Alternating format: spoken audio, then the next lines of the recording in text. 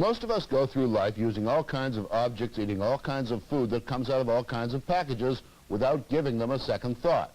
Well, the shape and the look of those objects does not just happen, it happens by design. It is the art of industrial design. There have been great successes, say the Coca-Cola bottle and label, and great disasters, say the Edsel car. Industrial design truly identifies us. All those familiar objects reflect what and who we are. Well, there's one industrial designer who is truly the father of the art, Loewy. He's been designing for 70 years, and there's not a person in the country who does not recognize his handiwork. We are surrounded by it. He redesigned the Shell sign and was responsible for turning Esso into Exxon. When Coke wanted a better way of dispensing itself, it went to Loewy to design a machine. Way back when a tractor looked like this, International Harvester got him to redesign it so it looked like this. Then they got him to redesign their logo, which looks like this. And Pennsylvania Railroad once had trains like this, and Raymond Loewy made them look like this. Greyhound buses looked this way until Loewy made them look this way. When the post office got tired of its old symbol, Loewy gave it a new symbol, though some would say the horse moved faster than the eagle. But wheels have always been his pen. He took the old Studebaker and gave us the 1947 Studebaker. It revolutionized motor car design. His 53 Studebaker took the revolution a step further. Then he took that Studebaker and in 1961 designed the Avanti. Studebaker folded, they say, through bad management, but Avantis are still made for purists. He gave that up and away look to TWA. He put this package around Lucky Strikes and made Schick razors go from push-pull, click-click to buzz-buzz. When President Kennedy got Air Force One, he went to Loewy to design the soft, warm interior and the imposing presidential exterior.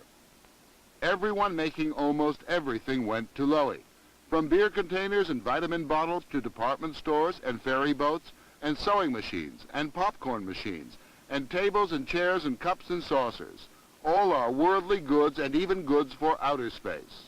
When NASA wanted Skylab, they went to Loewy to make it an earthly place for men to live 300 miles up in space.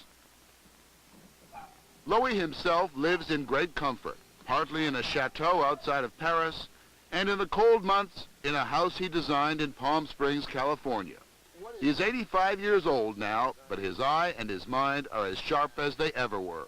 Good design is a design that does not get obsolete, number one. That stays classic, like a Greek statue. That's good design. Secondly, it should be humble. It should not jump at you. It should blend with the surroundings. That's good design. Anything violent, brutal, for me is cheap, vulgar. That's junk. Good design is simple. When you look at it, you have the impression of great simplicity, the beauty of simplicity. If it looks gadgety and complicated, it's not good design. Because I'll tell you, I see something here right in your studio. I would say that's good design. Yes. And I would say that's bad design. This is absolutely awful. It's the only thing I could find in Palm Springs 25 years ago or 30 years ago with 3 lights on. As soon as I can, I'll discard that. I think it's junky, it's terrible. But that's the art of 25 years ago, and I did not design it, believe me. Loewy started designing in Paris. He got a patent on a model airplane when he was only 15. He arrived in America in 1919 and took a job as a fashion illustrator, then started doodling, improving on the look of things. His first real assignment was from the Gestetner Company. In the 20s, he took their Rube Goldberg duplicating machine and transformed it. What he has designed could fill a museum, and many things have been placed in the Metropolitan, the Smithsonian, and the Museum of Modern Art, including his own office that he designed in the early 30s.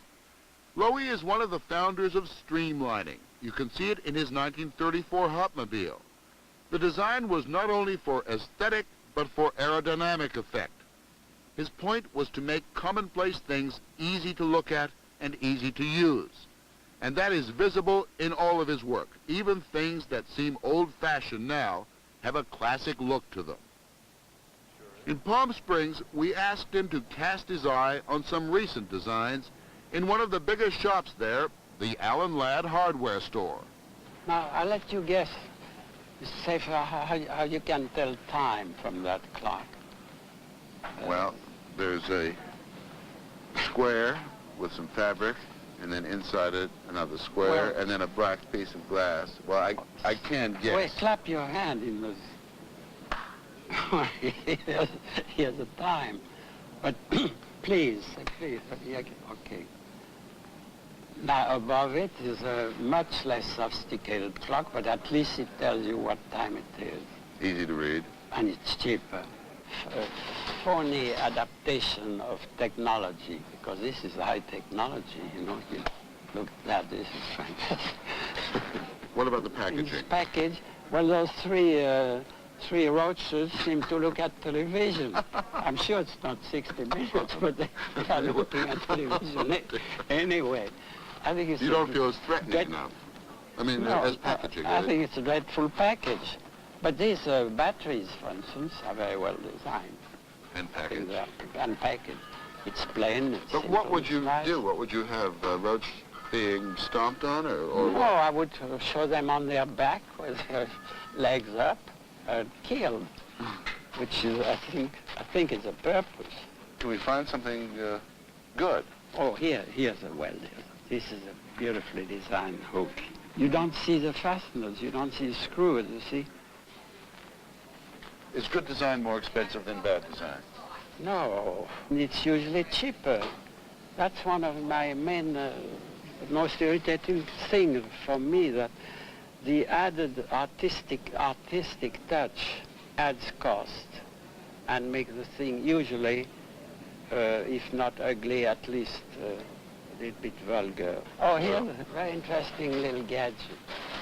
Oh, this one is very expensive. It's how much? $133. $130, but I've not been able to find What out does it do? I don't know. I don't know. It probably... Oh, hold on. What is this, Stu? It's wine opener. A wine opener. It's not a nutcracker. Oh, excuse me. Here's one for $2.50. These are good. Oh my God! Yeah, look at that one. Can you imagine a poor kid who has been told that he must go to the toilet and get there and see that, must be frightened stiff and Put a tiger in your tank.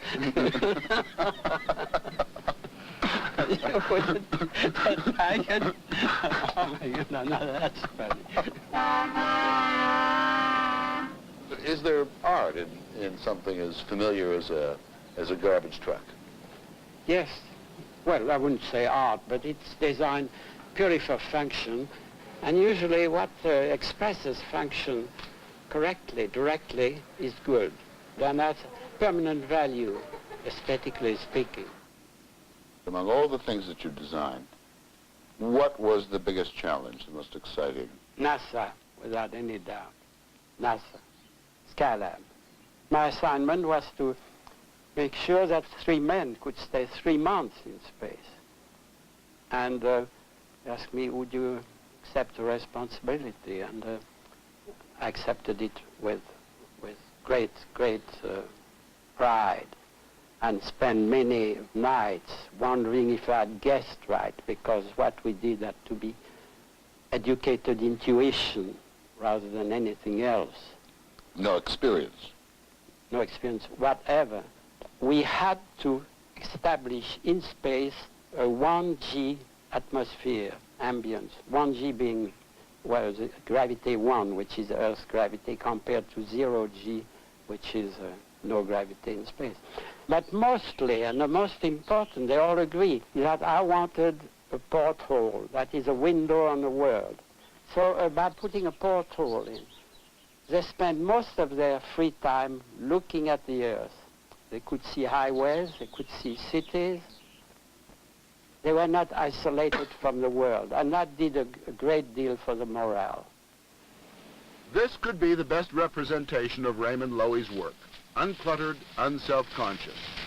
The Avanti was designed about 20 years ago. A look and shape that it would seem will never be out of date. In what way did this car revolutionize design? It does not look like a practically 20-year-old car. First, I eliminated the grill. So the intake is way down there, where it should be. All racing cars, they pick up, the closer you are to the ground, the more air you get in. Secondly, I wanted an off-center treatment. I don't like balanced design. Large window here, good rear vision. Well, this is pretty standard stuff on cars now. Yes, it's accepted now, taken for granted, but it was new at the time, in '61. To appreciate this job, one has to feel it flowing, you know. By touch, you sense the form, at least I do.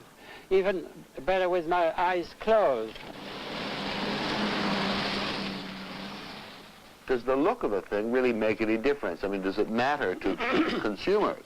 I think the best way to answer that is at a dinner party here in Palm Springs about 2 years ago.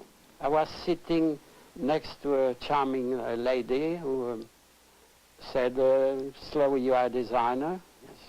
I understand you designed the Exxon sign. But why did you design it that way, with 2 X's? I said, why? Why do you ask me? Because I couldn't help notice it. Well, said, that's the answer. When you design a sign, it's to attract attention. And I attracted your attention. I'm not saying that's the difference between success or failure, but it may be between success or great success. And that's what it happened to be. And when you are talking about mass selling for companies like that, any ingredient or any accent that might attract attention more to that station than to the next one is very important. Have you ever refused commissions? Are there certain things you would not design? Yes, 2. One is a casket, because anything's got to do with death. Death doesn't scare me. I'm used to the idea, but it bores me terribly. The other one, I was invited here for lunch by someone, by a friend of mine, who said, I'd like you to meet a manufacturer who is a very bright man. He has a new product he'd like to talk to you about.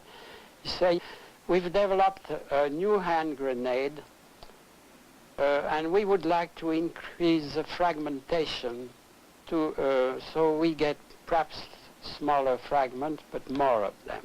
More killing power. More killing power or wounding power. And I was so shocked that I left the table and the lunch and came back here. I think it's the most shocking thing to ask me to design. I've never touched a thing like that. And both are connected with end of life, as you see. What is the most perfectly designed thing that you've ever seen? For me, it's the egg, because the form of the egg is absolutely streamlined, functional. It goes through the chicken with a minimum of friction. If it were a cube, for instance, the life of the chicken would be unbearable. Can you imagine? So I think it's a perfect design. The egg may be just about the only thing that Raymond Loewy has not thought of redesigning.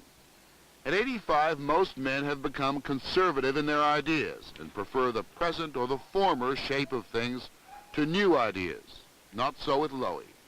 He still works day and night at his drawing board, looking for ways of improving the most ordinary objects. A design for living that is as beautiful and practical and painless as the egg.